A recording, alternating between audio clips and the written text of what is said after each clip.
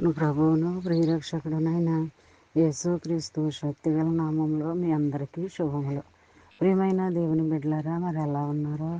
గతించిన దినమంతా కూడా ఆయన రెక్కల నీడలో వాళ్ళందరినీ కాపాడి పోషించి మరొక నూతనమైన దినములో వారంలో వాళ్ళని ప్రవేశపెట్టిన విధానాన్ని బట్టి మరొకసారి ఆయనకి వందనాలు చెల్లించుకుంటున్నామండి. ఈ దినము దేవుడు మనకిస్తున్న వాగ్దానము కీర్తన గ్రంథము 1వ అధ్యాయం 3వ వచనం. అతడు నీటి కాలువలో ఎవరు నాటబడినదై ఆకు వడక తన కాలమందు ఫలమిచ్చి చెట్టు వలె నుండును. అతడు చేయనిదంతయు సఫలమగును.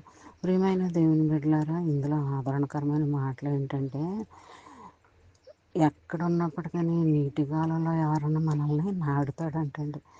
అది ఎలాగైతే ఫలం ఇస్తుందో, అది చెట్టు అవుతుందో, వృక్షం అవుతుందో, మానవుతుందో, అది ఎలాగా తయారవుతుందో అలాగా మనల్ని కూడా ఆ స్థితిలో మనల్ని ఉంచుతాడనమాట అండి. ఎప్పుడు కూడా నీటి కాలువలో ఎవరనో మనల్ని నాటుతాడంటండి. అది ఎప్పుడు ఉబుకుచు నీటి ఊట వలె ఉంటుందండి అక్కడ.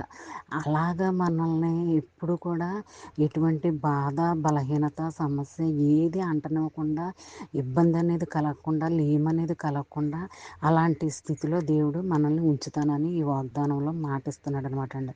నువ్వు ఏ పని చేసినప్పటికీ అది ఎంత మరి ఘోరమైన స్థితిలో ఉన్నప్పటికీ అలాంటి స్థితి నుంచి, ఆ పని నుంచి నిన్ను మరి సఫలం చేస్తాడంటండి. అది ఫలించేటట్టుగా చేస్తాడంటండి. అభివృద్ధి పొందేటట్టుగా చేస్తాడనమాట అండి.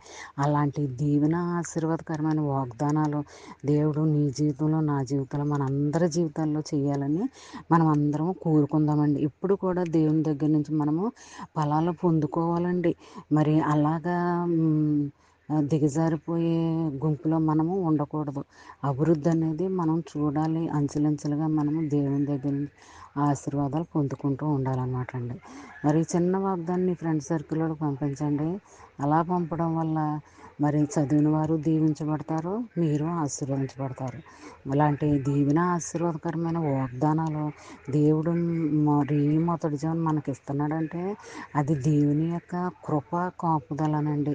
అలాంటి దీవెనకరమైన వాగ్దానాలు దినము మనం పొందుకోవాలని కోరుకుంటూ, ఆమేన్. God bless you.